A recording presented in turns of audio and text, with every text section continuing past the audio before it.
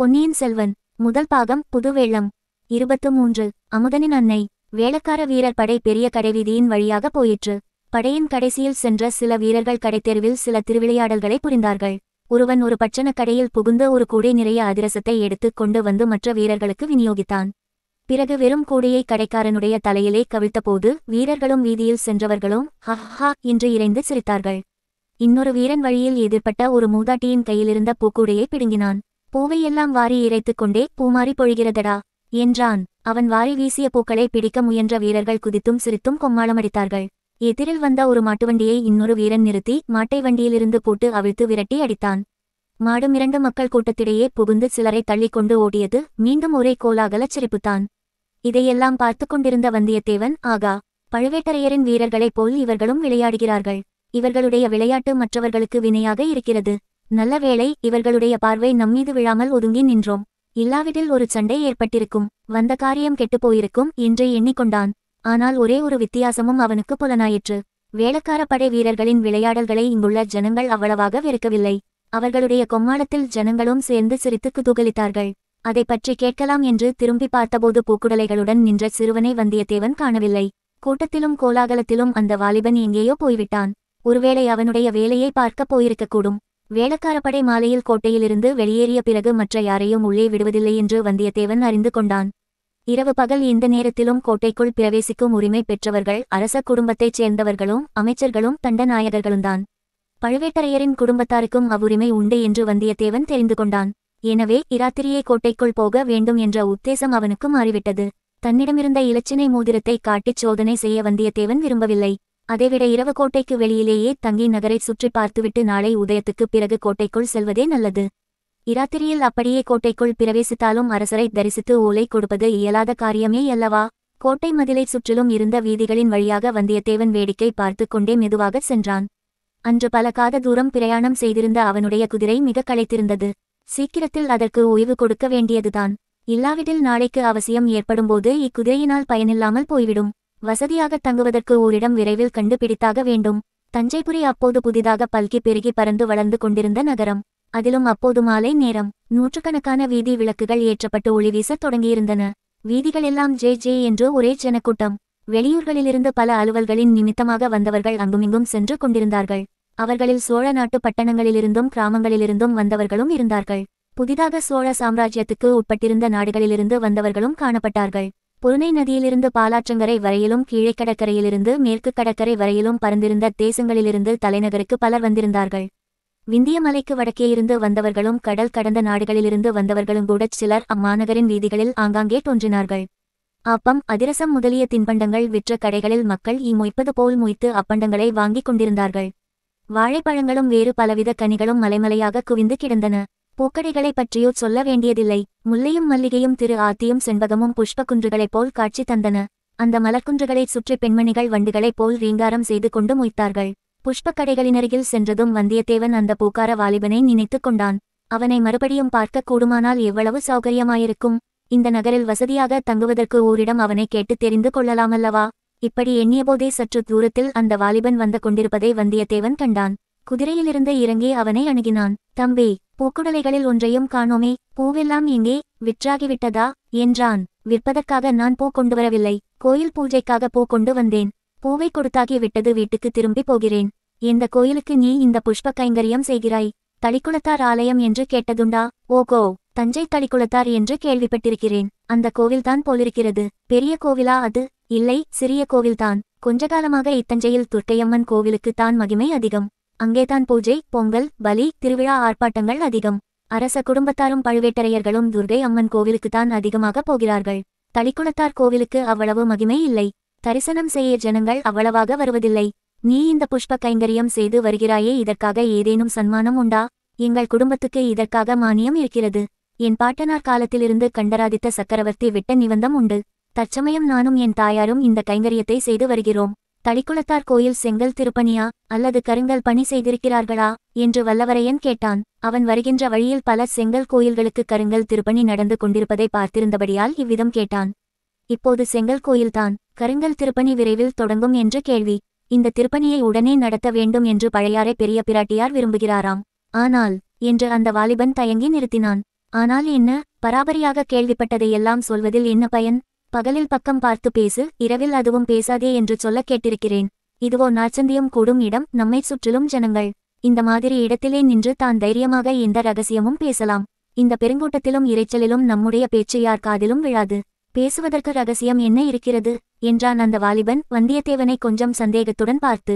ஆகா, இந்த பிள்ளை நல்ல புத்திசாலி. இவனுடன் சிநேகம் செய்து கொள்வதில் லாபம் உண்டு. பல விஷயங்களை அறியலாம். ஆனால் இவன் மனத்தில் வீண் சந்தேகத்தை உண்டாக்கக்கூடாது. இவ்விதம் வந்தியத்தேவன் எண்ணி, ஆமாம், ரகசியம் என்ன இருக்கிறது? ஒன்றுமில்லைதான். போனால் போகட்டும் தம்பி. இரவு எங்கேயாவது நான் நிம்மதியாக தூங்க வேண்டும். வெகு தூரம் பிரயாணம் செய்து மிகவும் களைப்படைந்திருக்கிறேன். எங்கே தங்கலாம்? ஒரு நல்ல விடுதிக்கு வழிகாட்டி எனக்கு உதவி செய்ய முடியுமா என்று கேட்டான். இந்த நகரில் தங்குவதற்கு இடங்களுக்கு என்ன குறைவு? சத்திரங்கள் எத்தனையோ இருக்கின்றன. அயல் நாடுகளிலிருந்து வருகிறவர்களுக்கென்று ஏற்பட்ட இராஜாங்க விடுதிகளும் இருக்கின்றன. ஆனால் உங்களுக்கு இஷ்டமாயிருந்தால். தம்பி, உன் பெயர் என்ன என்று வந்தியத்தேவன் கேட்டான். அமுதன். சேந்தன் அமுதன். அடடா, எவ்வளவு நல்ல பெயர்! கேட்கும்போதே என் நாவில் அமுது ஊறுகிறதே. எனக்கு இஷ்டமாயிருந்தால் உன்னுடைய வீட்டுக்கு வந்து தங்கலாம் என்று தானே நீ சொல்லத் தொடங்கினாய். ஆமாம், அது எப்படி உங்களுக்கு தெரிந்தது? என்னிடம் மந்திர வித்தை இருக்கிறது. அதனால் தெரிந்து கொண்டேன். உன் வீடு எங்கே இருக்கிறது? நகர எல்லையை தாண்டி கூப்பிடு தூரத்தில் எங்கள் பூந்தோட்டம் இருக்கிறது. தோட்டத்துக்குள்ளே எங்கள் வீடும் இருக்கிறது என்றான் அமுதன். ஆகா, அப்படியானால் உன் வீட்டுக்கு நான் வந்தே தீருவேன். இந்த பட்டணத்துச் சந்தடியில் என்னால் இன்றிரவை கழிக்க முடியாது. மேலும் உன்னை போன்ற உத்தம புதல்வனை பெற்ற உத்தமியை தரிசிக்க விரும்புகிறேன். என்னை பெற்ற அன்னை உத்தமிதான், ஆனால் துர்ப்பாக்கியசாலி. அடாடா, ஏன் அவ்வாறு சொல்கிறாய்? ஒருவேளை உன் தந்தை. என் தந்தை இறந்துதான் போனார். ஆனால் அது மட்டுமில்லை, என் தாய் பிறவியிலேயே துர்ப்பாக்கியசாலி. பார்த்தால் தெரிந்து கொள்வீர்கள். வாருங்கள் போகலாம். அரை நாழிகை நேரம் நடந்து அவர்கள் நகர்ப்புறத்துக்கு அப்பாலிருந்த பூந்தோட்டத்துக்கு வந்து சேர்ந்தார்கள். இரவில் மலரும் பூக்களின் இனிய மனம் வந்தியத்தேவனுக்கு அபூர்வ சுக மயக்கத்தை உண்டாக்கியது.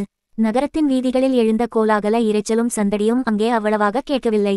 பூந்தோட்டத்தின் மத்தியில் ஓட்டு வீடு ஒன்று இருந்தது. பக்கத்தில் 2 குடிசைகள் இருந்தன. தோட்ட வேலையில் உதவி செய்த 2 குடும்பத்தார் அக்குடிசைகளில் இருந்தார்கள்.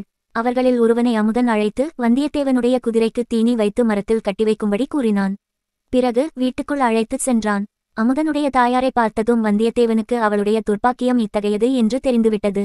அந்த மூதாட்டி பேசும் சக்தியற்ற ஊமை, காதும் கேளாது என்று தெரிந்தது. ஆனால் அந்த மாதரசியின் முகத்தில் கருணையும் அன்பும் நிறைந்து ததும்பியதை வந்தியத்தேவன் கண்டான். கூறிய அறிவின் ஒளியும் அம்முகத்திலிருந்து வீசியது.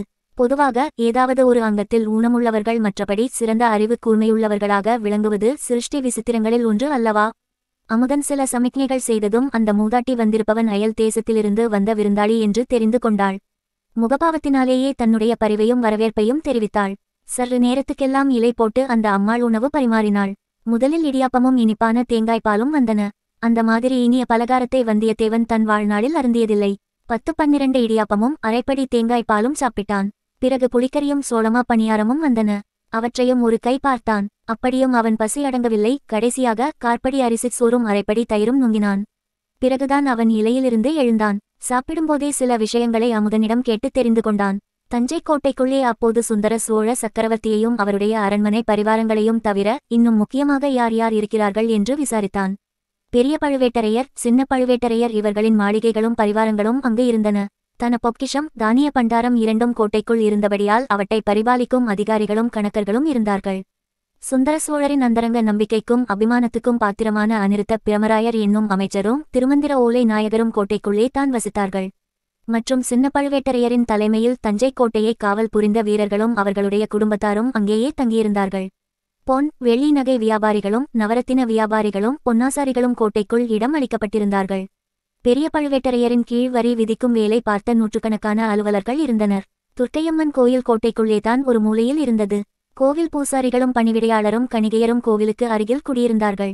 இதையெல்லாம் தெரிந்து கொண்ட பிறகு அமைச்சர்கள் அனைவரும் தற்சமயம் கோட்டையில் இருக்கிறார்களா என்று வந்தியத்தேவன் கேட்டான். எல்லாரும் எப்படி இருப்பார்கள்? பட்பல காரியமாக வெளியிலே போய்க் கொண்டும் வந்து கொண்டும்தான் இருப்பார்கள். அநிருத்த பிரமராயர் சில காலமாகவே நகரில் இல்லை. அவர் சேரநாடு சென்றிருப்பதாக கேள்வி. பெரிய பழுவேட்டரையர் 4 தினங்களுக்கு முன்னால் வெளியே சென்றார். கொள்ளிடத்துக்கு வடக்கே நடுநாட்டுக்குச் சென்றதாக கேள்வி. போனவர் ஒருவேளை திரும்பி வந்திருக்கலாம் அல்லவா? உனக்கு தெரியாதாக்கும். இன்று சாயங்காலம் பழுவூர் இளையராணியின் பல்லக்கு வந்தது. கோட்டை வாசலில் நானே பார்த்தேன். ஆனால் பழுவேட்டரையர் வரவில்லை. ஒருவேளை வழியில் எங்கேனும் தங்கிவிட்டு நாளை வரக்கூடும். தம்பி, இளவரசர் மதுராந்தகத்தேவரும் கோட்டைக்குள்ளே தானே தங்கியிருக்கிறார். ஆமாம், பழுவேட்டரையர் அரண்மனைக்கு பக்கத்தில் மதுராந்தகரின் மாளிகை இருக்கிறது.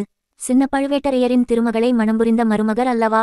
ஓஹோ, அதுவும் அப்படியா? எனக்கு இதுவரையில் தெரியாதே. ரொம்ப பேருக்கு தெரியாதுதான். சக்கரவர்த்தியின் தேக அசௌகரியத்தை முன்னிட்டு திருமணத்தை கோலாகலமாக நடத்தவில்லை. நல்லது. மதுராந்தகத்தேவர் இப்போது கோட்டைக்குள்ளே தானே இருக்கிறார்.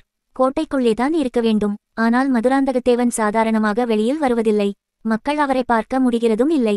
சிவபக்தியில் ஈடுபட்டு பெரும்பாலும் யோகத்திலும் தியானத்திலும் பூஜையிலும் காலங்கழிப்பதாக கேள்வி. ஆனாலும் இத்தனை நாளைக்கு பிறகு கல்யாணம் செய்து கொண்டிருக்கிறாரே. ஆமாம், அது கொஞ்சம் வியப்பான காரியந்தான். கல்யாணத்துக்கு பிறகு மாப்பிள்ளை தேவரின் மனமே மாறிப்போயிருப்பதாயும் சொல்கிறார்கள். நமக்கென்ன அதை பற்றி? பெரிய இடத்து பேச்சு பேசாமலிருப்பதே நல்லது. சேந்தன் அமுதனிடம் இன்னும் பல விஷயங்களை கேட்டு தெரிந்து கொள்ளும் ஆவல் வந்தியத்தேவனுக்கு இருந்தது. ஆனால் அதிகமாக ஏதேனும் கேட்டுச் சந்தேகத்தை கிளப்பிவிட அவன் விரும்பவில்லை. இத்தகைய சாதுப்பிள்ளையின் சிநேகம் தனக்கு பேருதவியாயிருக்கும். தஞ்சையில் தங்க இம்மாதிரி ஒரு வீடு அகப்பட்டதும் தன்னுடைய அதிர்ஷ்டந்தான். அதையெல்லாம் கெடுத்துக் கொள்வானேன்? மேலும் நீண்ட பிரயாண களைப்புடன் முதல் நாள் இரவு கண் விழித்ததும் சேர்ந்து கொண்டது. கண்ணைச் சுழற்றிக் கொண்டு தூக்கம் வந்தது. சேந்தன் அமுதன் அவனுடைய நிலையை அறிந்து விரைவில் படுக்கை போட்டுக் கொடுத்தான். தூக்க மயக்கத்தில் கடைசியாக வந்தியத்தேவனுடைய மனத்தில் பழுவூர் இளைய ராணியின் திருமுகம் வந்தது. அப்பப்பா, என்ன அழகு, என்ன ஜொலிப்பு! அந்த மாயமோகன வடிவத்தை திடீரென்று அவன் பார்த்ததும் அடியோடு செயல் இழந்து கண் கொட்டாமல் திகைத்து நின்றது இன்னொரு அனுபவத்தை அவனுக்கு நினைவூட்டியது. சிறு பிராயத்தில் ஒரு சமயம் காட்டு வழியாய் போய்க் கொண்டிருக்கையில் திடீரென்று படமெடுத்து ஆடிய பாம்பு ஒன்று அவன் முன் எதிர்பட்டது. அதன் அழகே அழகு, கவர்ச்சியே கவர்ச்சி. வந்தியத்தேவனால் பாம்பின் படத்திலிருந்து கண்ணை அகற்றவே முடியவில்லை. கண் கொட்டவும் முடியவில்லை. பார்த்தது பார்த்தபடி நின்றான். பாம்பும் ஆடிக்கொண்டேயிருந்தது. பாம்பு ஆடிய போது அதற்கிணங்க இவன் உடம்பும் ஆடியது. இதன் முடிவு என்ன ஆகியிருக்குமோ தெரியாது. திடீரென்று ஒரு கீரிப்பிள்ளை வந்து பாம்பின் மீது பாய்ந்தது. இரண்டும் துவந்த யுத்தம் தொடங்கின. அந்த சந்தர்ப்பத்தை பயன்படுத்திக் கொண்டு வந்தியத்தேவன் ஒரே ஓட்டமாக ஓடிவந்து விட்டான். சீச்சி, என்ன உதாரணம்! இந்த புவனமோகினியான சுந்தராங்கியை படமெடுத்த பாம்புக்கா ஒப்பிடுவது? இவளுடைய பால்வடியும் முகத்தை ஒரு தடவை பார்த்தாலும் பசி தீர்ந்து விடுமே. நாளைக்கு அவளை மறுபடி காணப்போகிறோமல்லவா? அவளுடைய குரலிலேதான் என்ன மதுரம்! இவள் ஒரு அபூர்வமான அழகிதான். ஆனால் குடந்தை சோதிடர் வீட்டிலும் அரிசிலாற்றங்கரையிலும் பார்த்த அந்த இன்னொரு பெண், அவளுடைய முகத்திலும் காந்தி ஒளிவிட்டது. அழகு சுடர்விட்டு. இரண்டு முகங்களும் சுந்தர முகங்களாயினும் அவற்றுக்குள் எத்தனை வேற்றுமை! அதில் கம்பீரமும் பெருந்தன்மையும், இதில் மோகனமும் கவர்ச்சியும். இப்படி அவன் உள்ளம் வந்த இரு மங்கையரின் முகங்களையும் ஒப்பிட்டுக் கொண்டிருந்த போது மற்றொரு மங்கை வந்து குறுக்கிட்டாள். சர்வாதிகார கொடுங்கோல் அரசியான நித்திராதேவி வந்தியத்தேவனை பரிபூரணமாக ஆட்கொண்டாள்.